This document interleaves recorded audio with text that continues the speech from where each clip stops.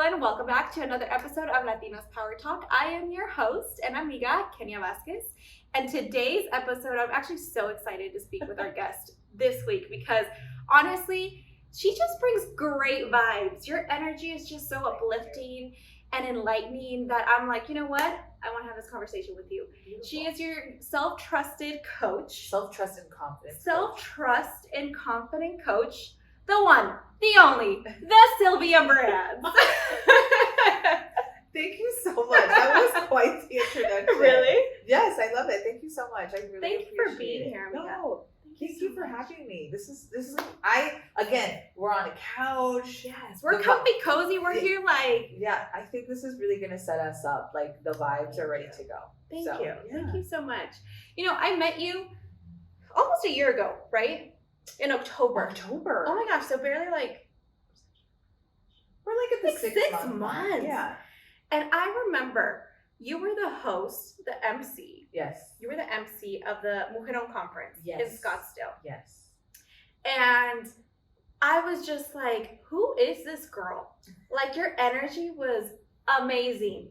You were so positive. You welcomed everyone. You honestly made everyone in that room feel seen, I feel like. Thank you. And I was like, I love her confidence. I need to be friends with this girl. Who is this girl? And then to come and find out, this is what you do in your life. This is what you do. You had like just like this light, this spark of just like, this is who I am. I'm unapologetically myself. I'm going to make everyone feel welcome and seen and heard. Have you always been like this? So, one, I'm going to receive my flowers. So thank you so much for saying all of that. But number two, no, I have not always been this way. Again, as you know, I'm a self-trust and confidence coach, and it took the work for me to get here. And I really mean that the self-work had to be at play in order for me to be this way, because my girl, if I'm honest with you, I was the world's biggest people pleaser. Guilt and shame ran my life. Yeah. I totally turned into whatever people wanted me to be. I teach that to my clients all the time. I'm a chameleon. I had chameleon syndrome where I just shifted into whatever people wanted me to be. And I think as Latinas, that really comes out a lot in our romantic relationships. 100%. But again, I grew up textbook Latina. So the version you see today was not the version you saw years ago. Right.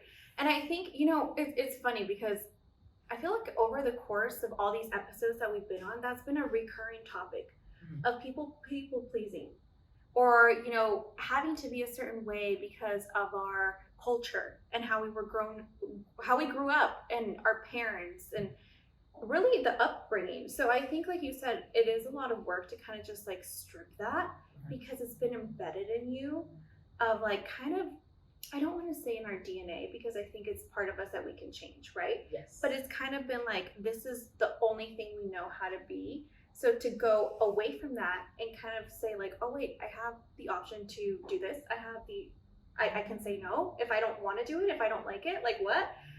It takes a lot of work. And I feel like in our culture, confidence sometimes is seen as a negative thing. 100%. So, ay, la muy presumida. La muy. Se cree mucho porque, you know, X, Y, and Z. Yes. And it shouldn't be looked like that. Like, confidence, explain confidence. What is confidence to you? Okay, well, first I want to touch on something that you said that was really, really important and that people need to see. Yeah. You and I, especially you're having conversations with several different women around how so many of us come forth and come to the realization of, oh my gosh, yes, that's right, I am a people pleaser. Yeah. And it's layers. So one of the things that I already want to like identify within all of us, and like you said, it's not necessarily our parents' fault, because they did the best they could with what they had. Right. And that's what they knew too. And that's what they knew. And so they were like, te va a ir bien. It's gonna go well for you. Yeah. If you play it safe, if you're the good girl, if you, again, all coming out of a safe of scarcity and scared. Yes. Okay. I was actually talking to someone really quick about how we're even scared to ask for days off. Like when we have a job, it's like those are vacation hours, sick hours that we've accumulated, that we worked hard for. But I was talking to my Latina friends about this. That like, why do we feel so like we're doing something bad? and it's that scared part of it that it's kind of been embedded in us, right? Well, also think about it. Even when your prima came over, no, you ask my mom because she'll say yes. Yes. We're scared to ask. We're scared to want things. Yeah. And so now as grown women, adults, then they say like, oh, what do you want? What do you desire? And I teach my clients this all the time. What's your delusional desire? Delulu, because it's always the salulu. Yeah. And everybody's like, oh my gosh, what do I want? But again, going back, so what I want people to understand, I'm the analogy queen, is that your parents gave you their default settings. And now as an adult, where you're allowed to rewire or choose and change, now it's your turn to pick your own settings. But a lot of times we just think, oh, well, these are the default settings I was given. Yeah. I don't need to reset and rewire my own. But the thing is that we do, as a cultura, as the generation that we're currently in, we're realizing, oh, that's right, I can reset and choose my own settings, which is so important. Now, to answer, what is confidence? So my thing is when I say confidence is a feeling. Also, confidence is a practice, not a destination. Oh, I like that. It's a practice, not a destination. So basically, there's not a place where you're like, okay, I've reached it, I'm done, no more work. Like, it's a continuous thing that you have to work on. Yeah, because I can give you 3 different examples. So let's just say we finish school, right? We finish school, we get our degree, we get our first big girl job. Before you start the big girl job, you are confident because you're like, oh, I'm a queen, I finished school, I'm at the top of my game. Look at me. Yeah. Yes. Totally. You start that first day at work and you don't know shit of shit. Your confidence goes away. But again, you have to practice being a beginner, getting good, learning the things. Yeah. And then you're like, oh, dang. And then once we're like, okay, I know my stuff, I'm doing my thing at my job, you get confident again. Yes. It's working on it. Yeah. Motherhood. Nobody ever sits you down and is like, all right, this baby's going to come out and you're going to do this, that. No. Yeah. No. But again, it is different chapters. It's different things that you have to go through to be like, okay, I'm going to practice this. I'm going to practice over and over and then feel good about it. Because again, confidence is a feeling.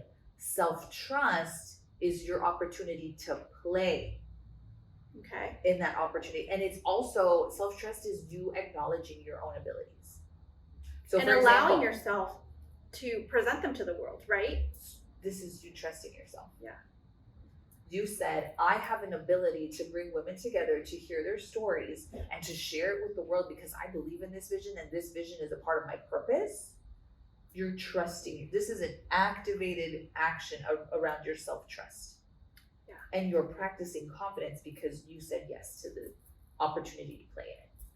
I think you said something that reminded me of like a lot of people in our culture say, that's how I was raised, or that's just how I am. Así es como soy y nada me va a cambiar.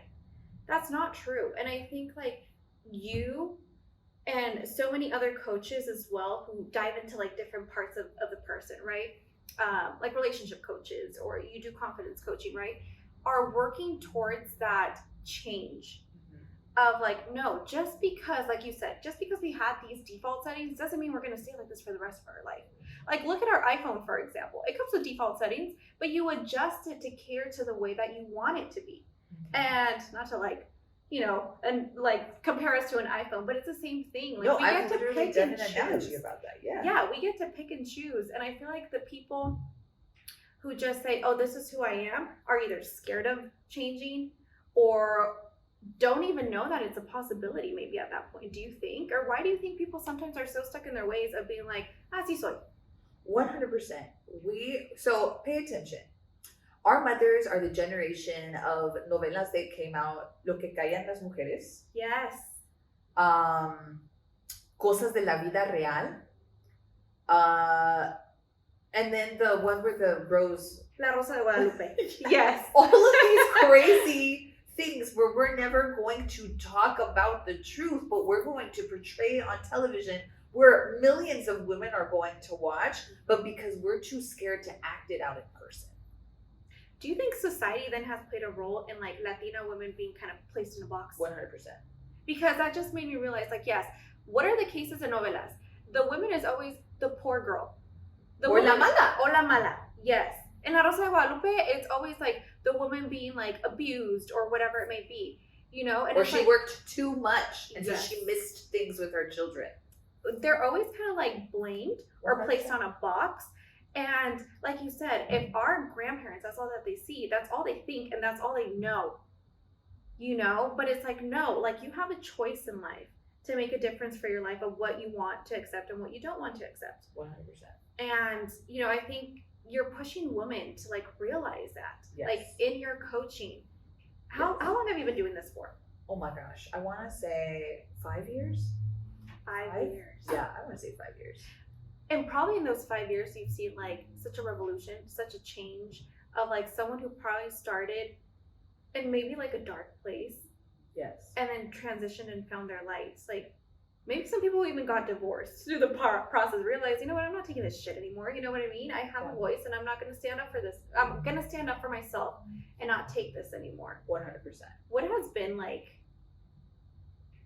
the process like of saying, you know what, I want to do this. This is my calling. How did you find that this was your calling? Okay, so I really love that you asked this question because a lot of people just, like you said at the beginning, like, so that you see you and you're like, damn, that bitch is confident.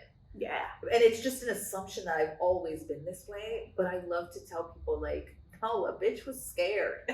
Yeah. And also when I found coaching, I want you to know that it wasn't just this like Rosa de Guadalupe moment where it's like, oh, the flowers, the air, and that didn't happen for me. Yeah. And I like to be really transparent about that because I think another thing that the reason we don't try is because we're scared.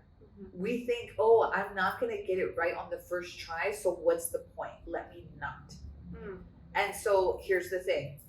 I will be very honest. My first attempt at becoming a business owner, I had an online clothing store. Oh my God, same here. Yeah. Yes. Okay, I had an online clothing store, and then I realized, oh my God, going to the post office is not for me. So shout out to Frank at the post office. He was a very nice man who wanted to help me out because this girl didn't know nothing about nothing. Yeah. But let me tell you, I was not meant to wait in those lines, and I was not meant to go to the post office as often as I was going. Yeah. So then my second attempt was like, okay, maybe I'll spend less time like sourcing the clothes, and I'll just focus on selling gem bracelets because my first business was called Blossoming Gems because Lauryn Hill has a line called "Don't be a hard rock when you really are a gem." Oh. And I have a gem tattooed right here. I love that. Yeah, I love that quote. And once again, I was like, okay, less time on sourcing things, but once again, I am not meant for these post office streets. Mm-hmm. And so my last one was I started a podcast and I started a blog, and I was like, okay, connecting with people and really writing things that inspire and like really empower people. I'm getting close, but this just quite isn't it. And then my podcast, if you would listen to it back in the day, it was over here, over here, over here. Like there was no sense of direction for my podcast. So that was also really crazy. Yeah. And then I ran into coaching because in that process, I was starting to do the self-work for myself. And I was like, oh, this is what I'm supposed to do. This is my calling. This is my calling. And again, a lot of people are afraid to tell their spouse. A lot of people are afraid to tell their partners. And luckily, well, not luckily, like I really am blessed that I walked into the relationship with my husband, like knowing who he was and really like we were in it together. That I went to him one day and I said, Drake, don't worry guys, I married the white Drake, not the other one. And I said, honey, you know, I really want to do this. And he was like, okay, then let's do it. As long as you're really committed and you're happy, I'm cool. And pay attention, guys. I had already failed. The clothing, the gems, But is it really failing though? Because you learned something through that process. But that's the thing. People like to give failure that negative connotation. And so when people say, or when people talk about it, failure, I'm like, oh my God, congratulations. What did you learn? Exactly. It gave you something. And I'm here Yeah. because of those failures. Exactly. You were talking about, you didn't get to this place. It didn't happen overnight. You had to work on it. From what I know, you were sued, and that's where you kind of were forced in a way to kind of gain confidence. So if you weren't like this before, how were you before, and how did you get to this point of being just like this badass woman with so much confidence? I love it. Thank you. Okay, so first and foremost, I'm not lying when I say I grew up textbook Latina. Guilt and shame ran my life. Are you an only child? No, I have an older brother. Okay. But again, I think all of us can agree to this. When you're the only female, you're like the default. Even if you're not the oldest, if you're the female, you are in charge of everything. Okay. Do you think you got more of your default settings from your mom or your dad, or do you think it was cohesive? It was cohesive. Yeah. Because I am a daddy's girl. Mm-hmm. But and I've talked about this before, I have a very relationship with my mom. I love her to death, and trust me, the self-work has done amazing, incredible things for our relationship. Mm-hmm. But I know that somebody's going to watch this and be like, dang, Sylvia is even brave enough to say that she doesn't have a Gilmore Girls relationship with her mom on a podcast. And I'm here to tell you that that's okay, and you're safe, and you're seen, and you're validated. But yes, okay, so grew up textbook Latina, guilt, shame, people pleaser, literally, guys, everything you can think of, I was at the time. I was the yes girl. I couldn't say no to save my life, all of the things. So did you go to college pursuing a major that they kind of embedded in you? Okay, so here, it's a halfie, because I went to school to study speech and hearing sciences. Oh, okay. So I went to school to be a speech therapist. I'm here to tell you, I was really good at that. Mm-hmm. But just because you're good at something doesn't mean you love it. Exactly. Yeah. I fucking killed it. I really do think that I have a gift in that. But was it one of my favorite gifts that I wanted to practice? Your passion? It was, yeah. It wasn't my But was I great at it? Yes. Am I so grateful for all of the kids' lives that I touched? 100%. And I also think that I had to experience all of that because it really taught me that I can make the impossible possible. Because I sat in clinic rooms with parents where parents were like, he doesn't talk. She doesn't talk. What are we going to do? They don't talk. And then that child begins to talk in therapy sessions with me. That's making the impossible possible. Yeah. And so that's why, again, I went to school, I got my degree, I practiced all of these things. And even though I was really great at it, there was still something in my stomach that was like, there's something else. There's something else. But I was like, no, I went to school for this. I'm doing what my parents said to do. I followed the plan. I did everything to the best of my ability. Got my big girl job, working, and I'm killing it. I'm killing it at the clinic that I work at. Everybody really likes me. Everybody thinks oh my God, Sylvia, you're so great. You're so funny. And I'm not going to lie. I did a great job with the kids. I knew what the fuck I was doing.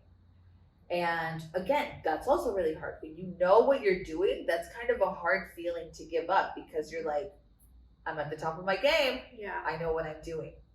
Well, one day, the owners of the clinic have all heard from several people that I'm good, that I be doing great things. So one of the owners stops by and she's like, hey, Sylvia, we would like to meet with you. We've heard really great things. We just want to meet with you. What do? I go into guilt and shame and I think, oh my God, something is wrong. I'm about to get in trouble. And I'll never forget, I remember thinking, as soon as they walked away, that I was like, oh my God, did I print out too many copies? Or did I park where I wasn't supposed to? Or you always start negative. You always start saying, what did I do wrong? Even if you said we've heard good things, your mind just flips it. Totally. Yeah. So I go to meet with them and I'm sitting in that meeting. Long story short, they asked me to take on a different position for them. Okay. I'm just going to go ahead and say I just won't reveal details about the people or the thing, but they asked me to be their nanny for their children. So you were a speech therapist. I was a professional in my field, and they asked me to step down from working as a clinician to be their nanny. Let me ask you something. Was this a pay cut? No. Or was it actually a promotion? It was a promotion.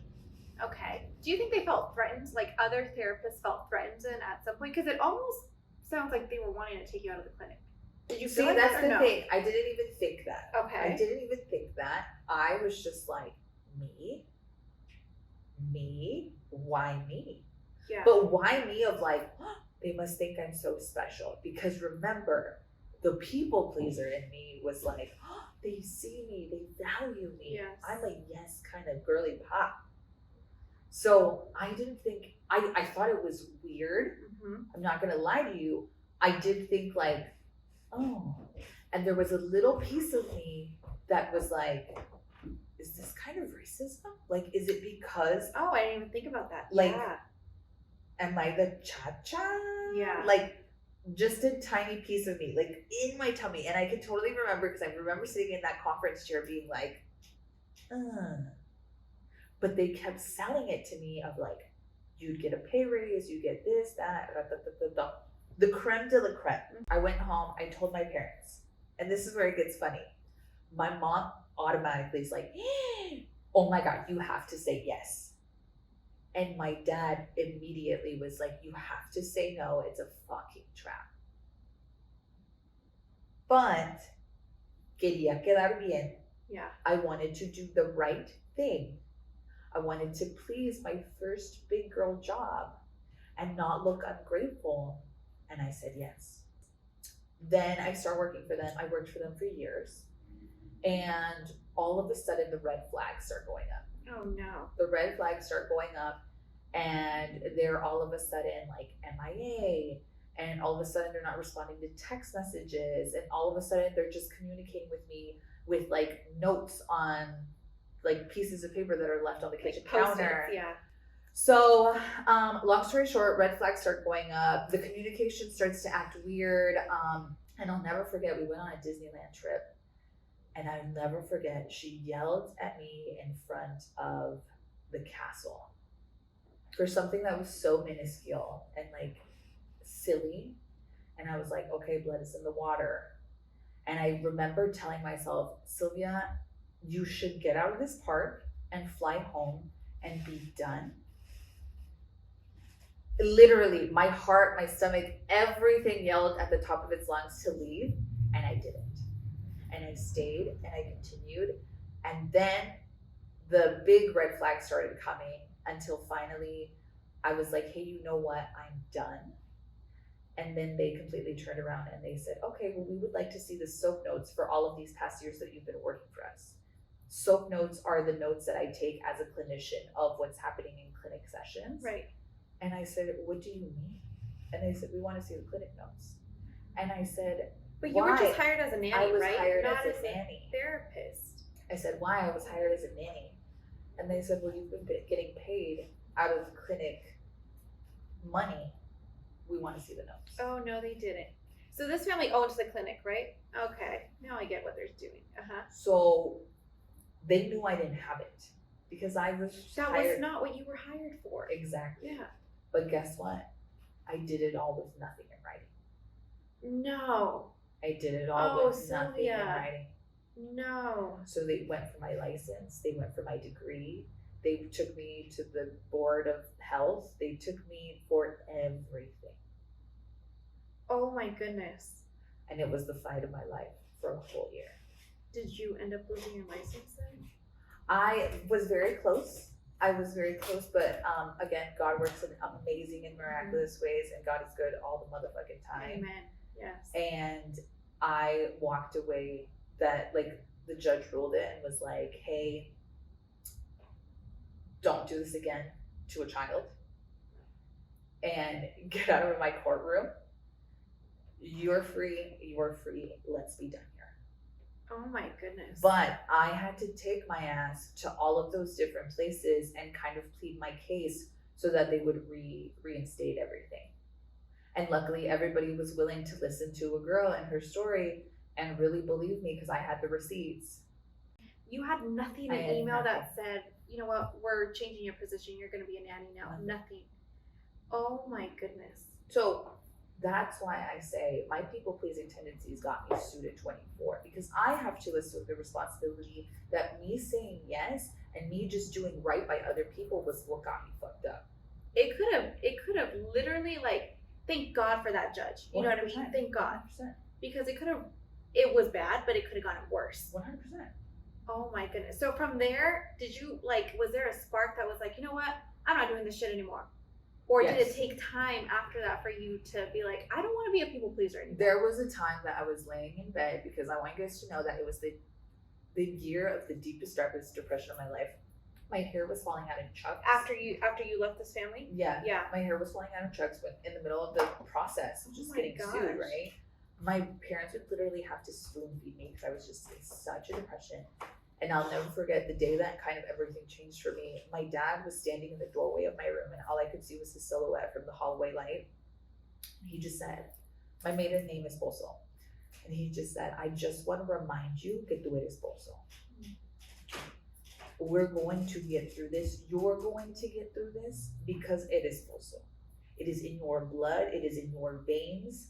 And we are resilient as fuck. He obviously didn't say as fuck. Right. But he gave me such a little, like, of get back at it. Don't forget who you are. Don't forget who you are. That's what changed everything. And when the court said, okay, we're done, this is it, here's your life back, that is what made me, okay, Sylvia, you know what? We're never going to be in a position like this again because of your people-pleasing tendencies. It's time to get to motherfucking work. Let's do the self-work. Yeah. It you know, I think that whole conversation with your dad, I can so relate to it, because I feel like, yes, we do talk about, like, how we have stigma in our culture, how we have a lot of things embedded in us by default. But let's also not forget to give credit to our parents that when shit gets tough, that resilience kicks in. 100%. Of them being like, do not forget who the fuck you are.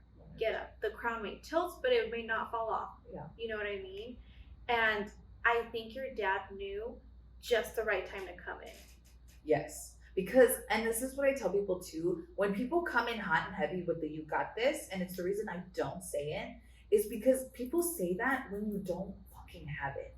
When you're crying and falling apart in the bathroom and your hair is falling out and you're going to come in here and say, you got this? Mm-hmm. No, I fucking don't.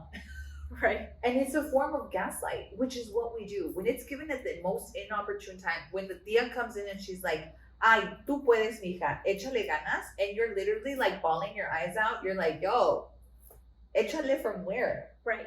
And I think that that's super important to really eyeball and read the room of like, okay, this is where I can give you resilience from. Mm-hmm. And also from where you're giving it. I think... I feel so bad because you're like, whoo, this story really got me. No, it really did. I think the part that got me was the dad part. Yeah. Because I myself do not have the best relationship with my dad. I love my dad to death, but we have butted heads so much. Sure. Because my mom says we're so alike. We're very stubborn. We're very, like, we do have kind of that tough personality that we give tough love. And I give tough love, but I kind of sometimes approach his tough love as, like, not being enough. Mm. So that's why I think we've had a lot of differences. But I will say one thing that my dad has always said has always been the same thing. Do not forget where you come from. It does not matter if we're not talking to each other in the moment, something's happening, shit is happening. He always comes back and says that. And like in Christmas, he actually gave me something that like, now I have it like in person that like I can attach it to something like tangible, where he gave me like this beautiful necklace that basically said, you open the case and it has this pretty message from like a dad to his daughter. And it says the same thing of like, you may go through like the wrenches or whatever the saying is, right? The trenches. There we go. You may go through the trenches. But I'm always going to be here regardless. Like, don't forget where you come from. And it's true. It's just like, I think our parents know how to read us so well. La tia doesn't. La prima doesn't. No, they don't. The best friend sometimes may not either. But our parents made us that they know when we're at our lowest. Yeah. And they know when to emotional, be, yeah, they know when to be like, I got you, mija. We're gonna get up from here. Yeah, and that's a big part. Yeah. Where when our parents step in and say, "I'll hold you through," that is really different than you got this or échale ganas, because échale is separated. Mm-hmm. But when they say, I'm gonna hold you down, I'm gonna hold you through, that's really different. And that's what I tell the people all the time. When they decide to coach with me, I don't take it lightly, because that is me holding them through. And I think that's what makes you different, honestly, Sylvia, because I feel like you honestly see people. You genuinely see through them. And you're not just going to tell them what they want to hear, No. or what they need to hear sometimes. You're going to tell it how it is. Sure. And like, not to get off track, but like just to prove like how her calling is just so big and so magical and just so pure. Like, we can get on the phone and you're just like, I'm talking about X, Y, and Z. And you're like, no. How are you feeling? How are you feeling? And you probably got that from your dad, now that I'm thinking about it. Do you think you got it from your dad? My dad is a really special person, and he is the person who, I mean, also has been my hardest critique. But because I don't know if you remember, but when I said I was going to do coaching, my dad was like, "You're going to be a lavacocos." Yes, I remember you did say that. So it's a mix. My dad is my biggest critic, but also he's like, I'm a daddy's girl. And if there was a Gilmore Girls show for dad and daughter, like Latino version, we would be it. Our parents also have some healing to do. 100%. And I think sometimes, I'll speak for myself, I am too hard on my parents when I probably should give them a little bit more, what's the word? Grace, understanding, yes. Compassion. All of that. Because we are in a different place where we're being open to these conversations, to coaching. They haven't. So I think it's just like being more understanding that I think I need to do, myself. If I'm being honest, of like, no one's ever reached out to them and be like, your childhood traumas, let's work on them. There's a reason why people are the way that they are. But really quick, I want to talk about, where people can find you and what does it look like working with you, so that you can explain to our audience who may, be inclining to like reaching out, talking about confidence or self-trust. Beautiful. Yes. Okay, so my main thing is IG. So I'm really, really on IG. I just started my TikTok, so hopefully we're going to be consistent. But a lot of my content is on IG, and I have a podcast called Confidence a Toda Madre. I love that. Thank you. And it's on all listening platforms. But again, the best way to do it is just go to my IG. It has the links to my website, which is www.atodamadre.co. And what's your Instagram handle? My Instagram is @the Sylvia Brands. The one and only Sylvia Brands. And again, I do a signature coaching program where I coach my clients for 3 months. I just launched my group coaching, so that will be open again in June. Okay. And coaching one-on-one with me is a lot of the same, but just one-on-one. But we meet weekly. It's very intentional. Again, I teach my clients to go from clarity to action on their delusional desire in 90 days while building their self-trust and exuding confidence in all areas. So it's truly just the transformational self-work that we're all looking for is pretty much a lot of the conversation that we had today. And just because one of the things that I never get tired of is my clients have ended relationships in 90 days. My clients have launched businesses in 90 days. My clients have forgiven family members or parents in 90 days. My clients have also gotten married in 90 days because they were like with their significant other, but they just were battling with like, but yeah, guys, I'm excited. The Sylvia Brands on Instagram. Sylvia Brands on IG. So you know where to reach her, there's no excuses for this. Like, we have to do the work, Oh, and I'm sorry, can you say this one last part? Yes. Starting May 1st, we're going to do a Clear Your Space, Clear Your Mind decluttering challenge. I've been seeing that on your Instagram, yes. And it's very cool because, again, I think a lot of us avoid decluttering our spaces because it's like, oh, I have to go through this stuff and it's going to take time, or I have to clean my closet. And we do we do the same thing when it comes to this.